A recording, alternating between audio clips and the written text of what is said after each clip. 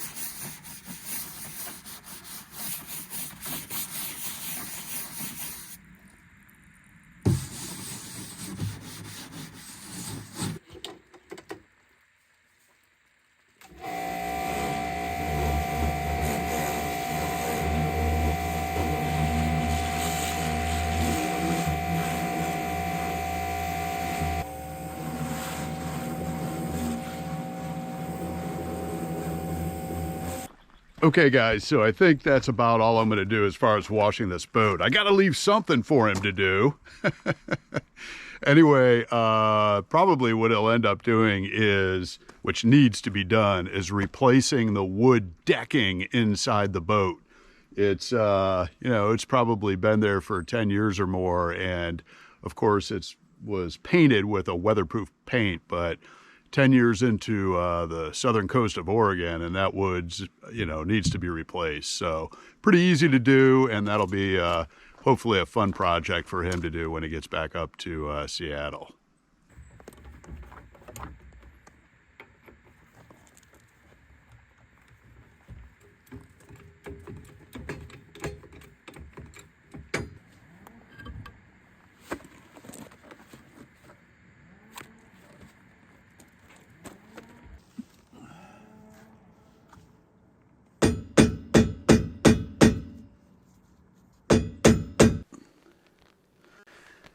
Wow. Yeah, so the color of this grease is not good, you guys. It's like a creamy color, creamy green. That tells me that these bearings have probably never been greased, which is not good. Although, like I said, it does spin pretty freely.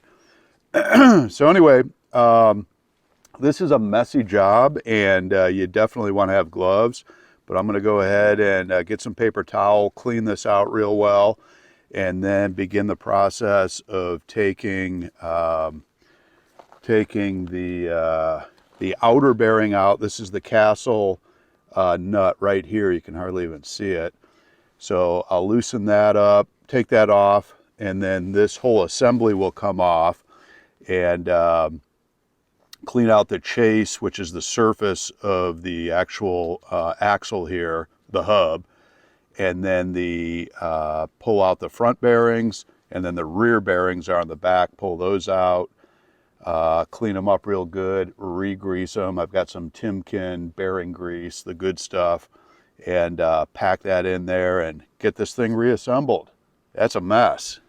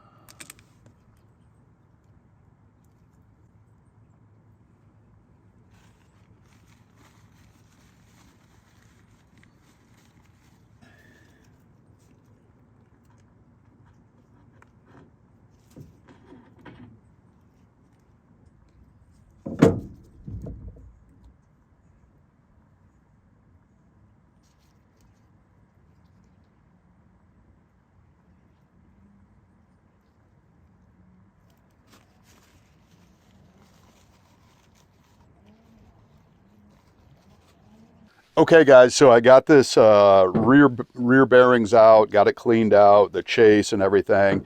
I'm gonna end up having to go to the auto parts store to get the rear seal cover that goes over this rear bearing. This one is metal, and it had a rubber gasket inside the metal cap, and it's all tore up. In other trailers that I've done this on, normally the rear seal is it's a big rubber seal gasket. And so I don't think it matters, but it does need to go on there over this, this rear bearing. So I don't have that. I'm going to have to go to the store to get that. Also, you saw me struggling with that cotter pin over the castle nut there, and I ended up having to break that cotter pin to get it out. So I have replacement cotter pins, but I don't have the right size. So I'll have to pick up a couple of cotter pins for both hubs at the store, and we'll go from there. So point is, I'm done with this project for today. The other thing I'm going to pick up while I'm at the store is an inexpensive bearing packer. So it helps, it's a little device that helps pack the grease into the bearings real well. So I'll pick that up. That's inexpensive. I already have my Timken grease. If you're doing a boat trailer, you want to go with the this GCLB rating. It's great stuff because you're, you know, putting that trailer into the water back and forth. And in our case, it's been brackish water, you know, close to the ocean there. So anyhow, point is, I'm done with this project for today. We'll pick it up tomorrow. I don't know if I'll film that or not, but that's all I got today.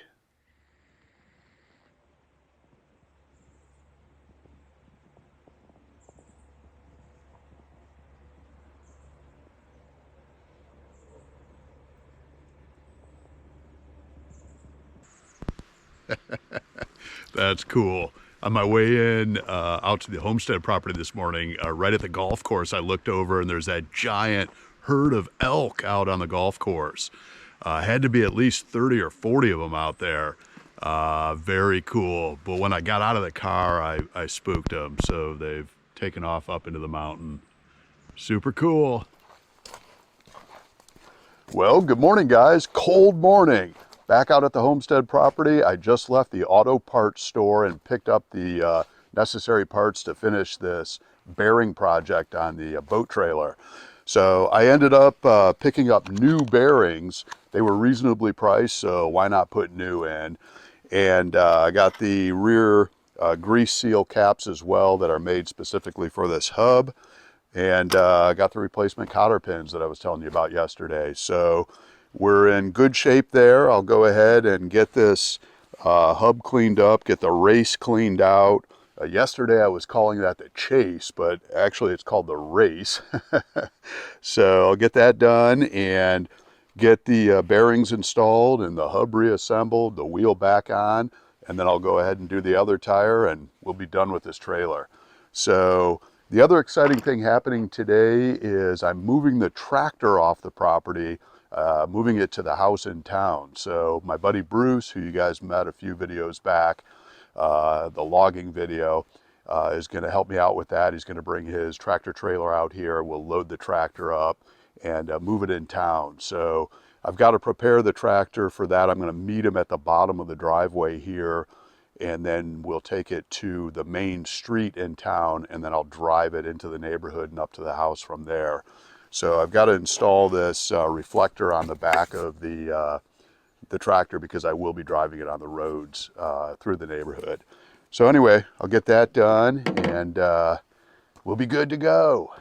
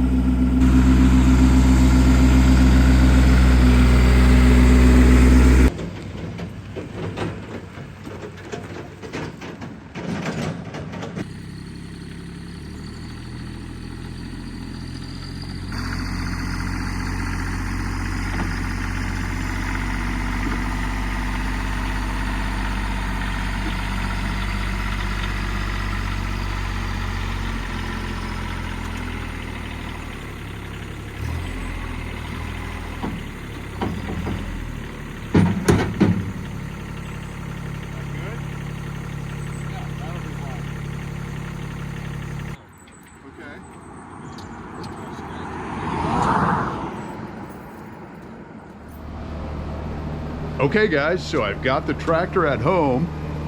Fits in the garage real nice, as you can see. Plenty of room in there. You know, if I didn't have the motorcycle as well as the auger and these other implements to store in the garage, definitely could fit the car and the tractor in the garage. I did go ahead and turn the backhoe, like I mentioned a few videos ago, to the side like this. So this opens up a lot of room back here. We can get to the cooler easy, and you know, plenty of space in here. So that's gonna work out fine. Anyway, feels good to get everything off the homestead property. I've got one more dump run to make. I've got some things in the shop that I want to throw out, but otherwise we'll be done out there.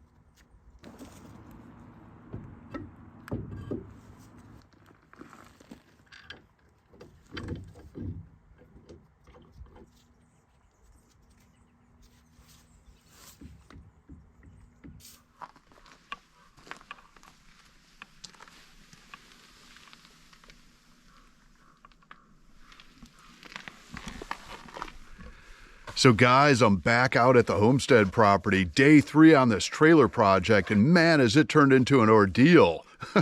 So yesterday, you know, I repacked the bearings on that side of the trailer, that hub, got it all reassembled, and noticed that the tire, as I went to put it back on, was not in the greatest condition. They're old.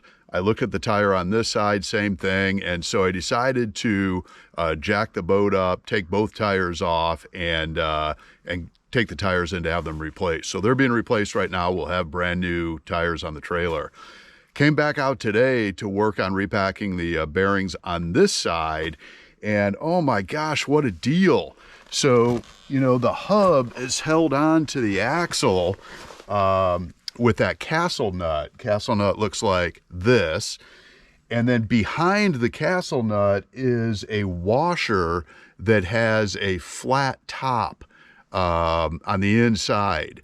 And that flat top sets over the threaded end of the, you see the flat top on the threaded end of the axle here, and it fits over ordinarily, where is the flat top here? Like this, pretty smooth.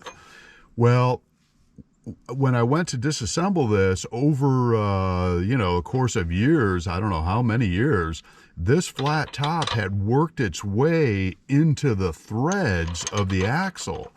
And so I had the devil of the time getting that thing off. I had to slowly pry it off so that I didn't risk stripping any of the threads on the axle.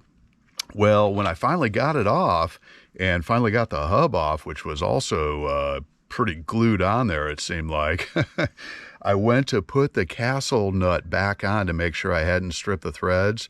And sure enough, I stripped the threads badly. So that is a real bummer. And the solution to that, unfortunately, is I'm going to have to replace this axle. So I don't think that's a big deal. It's obviously attached to the trailer pretty simply. I'm gonna, it's all the nuts and everything are all rusted. I'm gonna attempt to remove this axle right now and then take the axle into my auto parts store and get a new axle. I don't need new hubs, and I think you can buy the axle without the hubs. So hopefully that'll be the case. Anyway, what a project this has turned out to be, but that's okay. It'll be a practically new trailer when we're done with it.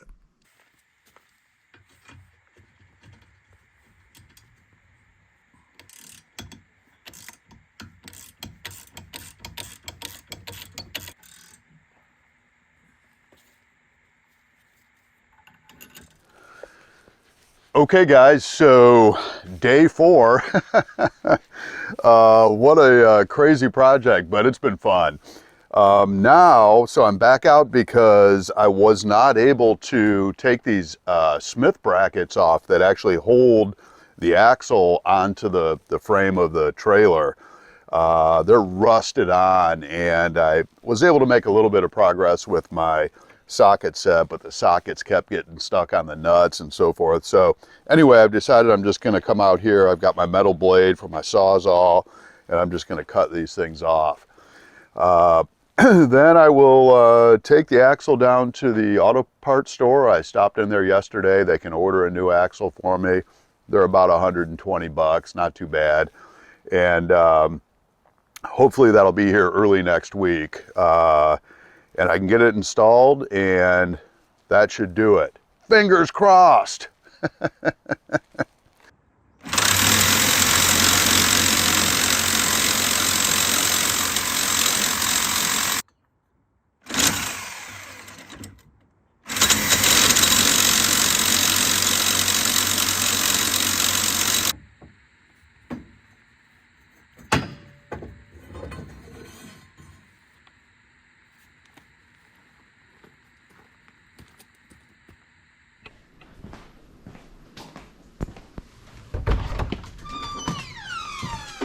It is wet and rainy out there, but I got picked up the 2 tires, so we're good for brand new tires on the camper. Excellent. Yeah. Excellent. What are you doing?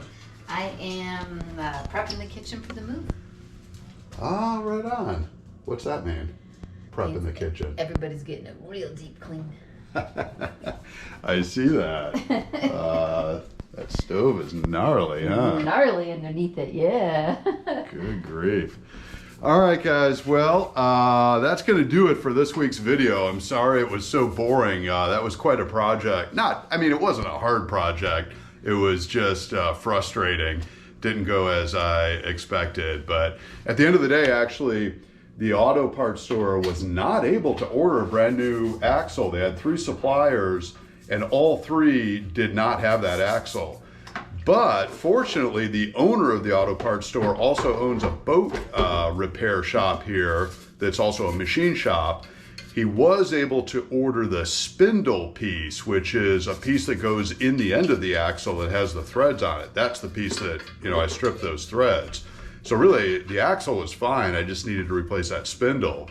And so he was able to do that, order the spindle to be here on Monday, and then he'll take it to his machine shop and pull the old one out, install the new one, and we'll be good to go. So I hope Tuesday I will be able to wrap up that boat trailer, and that'll be that.